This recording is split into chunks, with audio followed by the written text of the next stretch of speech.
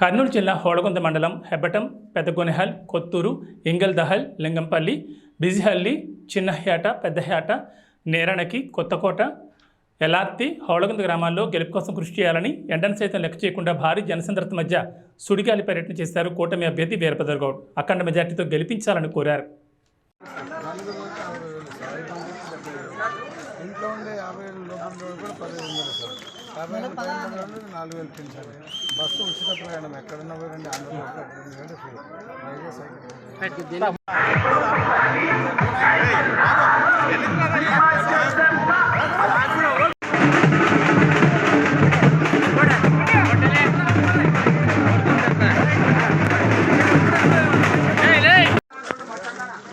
ముందు పడ ముందర పడ